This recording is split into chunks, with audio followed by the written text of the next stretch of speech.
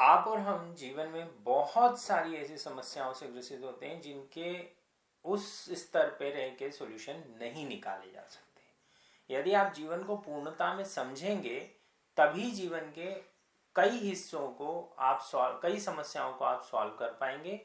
नहीं तो आप उनसे ग्रसित तो होते रहेंगे, वो आपको परेशान तो करती रहेंगी पर आप उनको सॉल्व नहीं कर पाएंगे। तो आज हम इस वीडियो में इन्हीं समस्याओं के बारे में चर्चा करते हैं।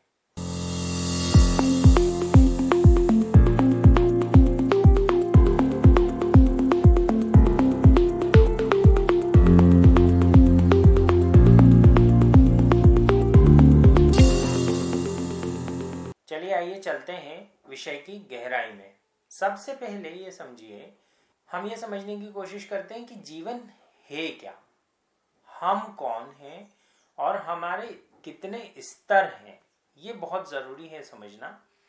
ध्यान से देखिए कि आप कौन हैं, जिसको आप मैं बोलते हैं। कि मैं बोलूं कि मैं विकास सिंह, तो ये विकास सिंह है कौन। जब मैं ये बात करता हूं मैं, तो मैं शरीर के बारे में बात करता हूं। पर ये शरीर 10 साल पहले ऐसा नहीं था, उससे 10 साल पहले ऐसा नहीं था, आने वाले 10 साल बाद ऐसा नहीं रहेगा और उसके 10 साल बाद भी वैसा नहीं रहेगा। पर मैं हमेशा अपने आप को मैं बोलता रहूंगा।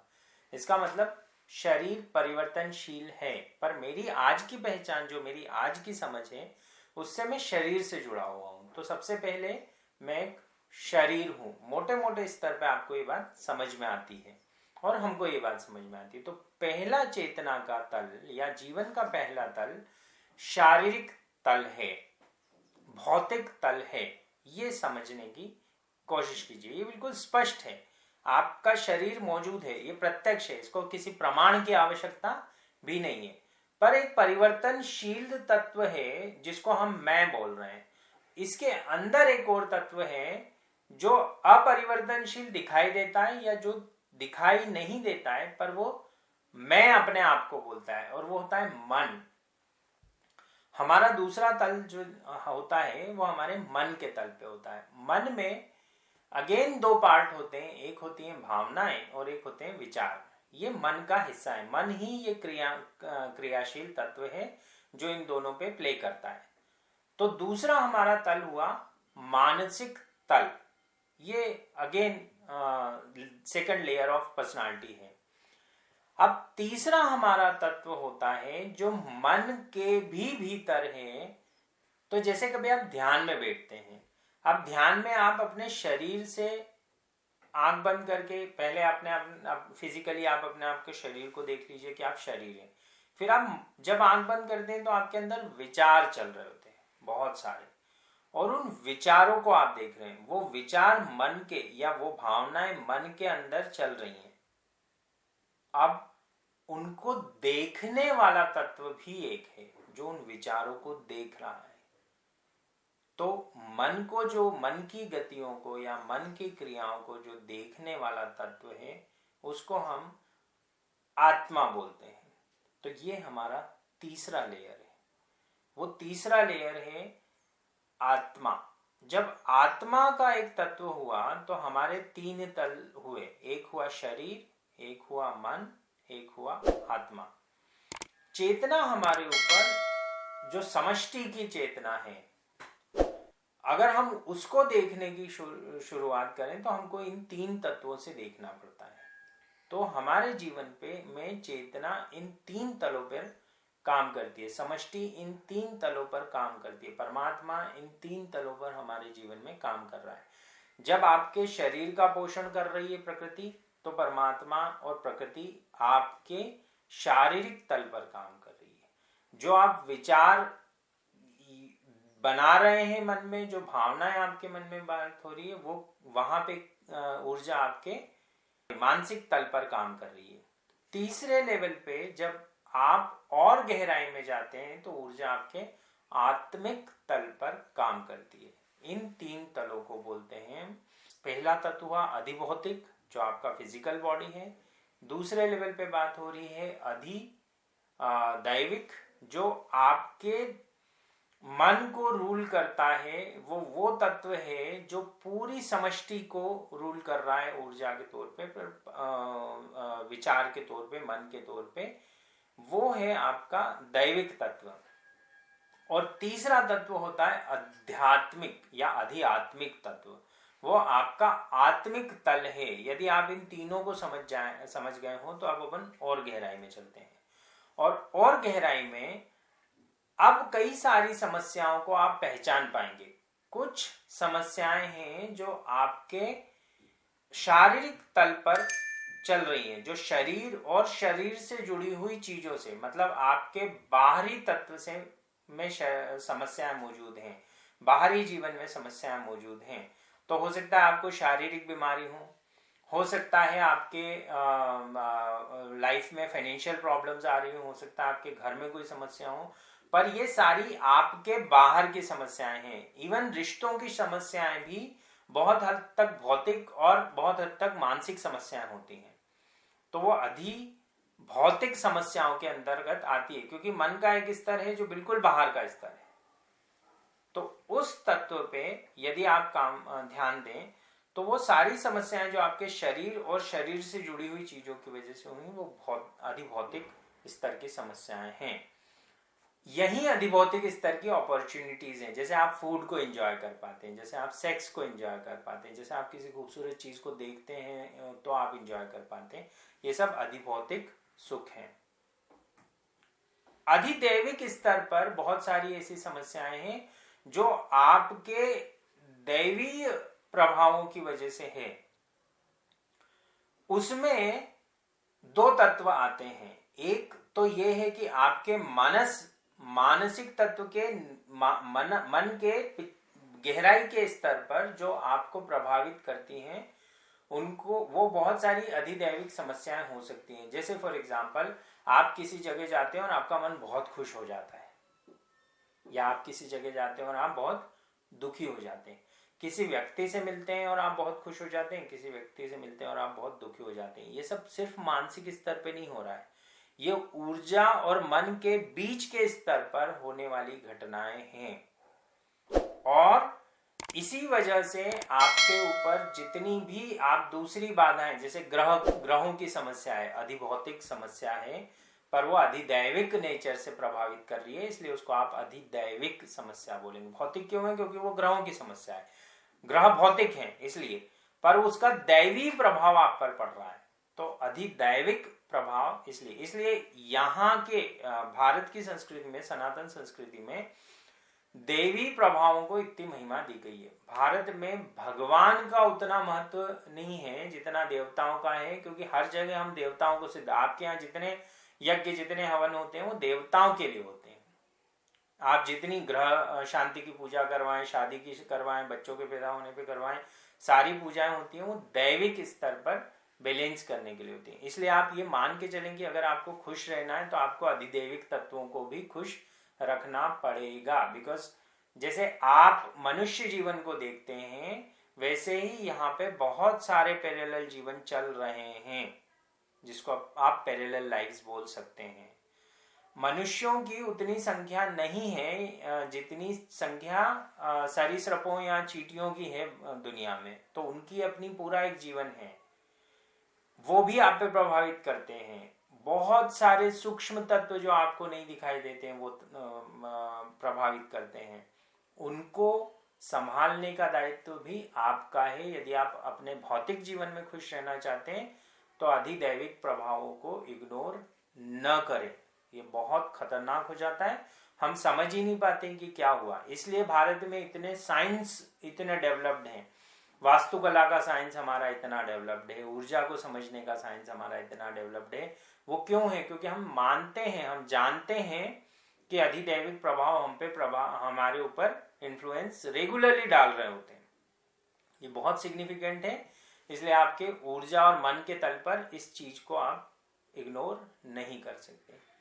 तीसरा और सबसे गहन तल आपके व्यक्तित्व का आता है, या हमारे व्यक्तित्व का आता है, जो है हमारा आध्यात्मिक तत्व। वो तत्व जिसको आदि शंकराचार्य ने सत्य चित्त आनंद के तौर पे व्याख्यायित करा है। तो वो जो आनंद का मूल स्रोत है वो है आपका आध्यात्मिक तत्व। अब आध्यात्मिक तत्व कब होता है? जब आप अधिदैविक प्रभावों से भी अंदर जाते हैं और अपने व्यक्तित्व की गहनतम स्तर पर जाते हैं, जहां न मन काम कर रहा होता है, न ऊर्जाएं काम कर रही होती हैं और न भौतिक प्रभाव काम कर रहे होते हैं। ऊर्जाओं के भी गहन तल में, ऊर्जाओं के स्रोत में जो है वो है आपका आत्मिक प्रभाव।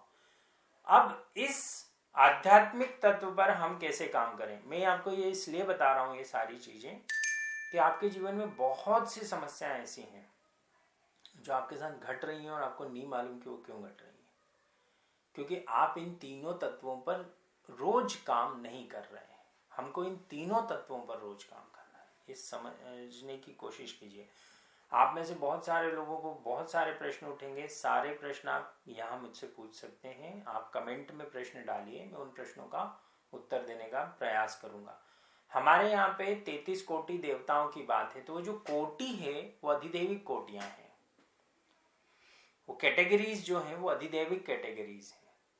हमारे यहाँ पे इतने सारे यक्ष, गंधर्व, किन्नर, नाग, इन सब के बारे में इतनी व्याख्याएं हैं, वो अधिदैविक व्याख्याएं हैं, उनका प्रभाव खत्म नहीं होता।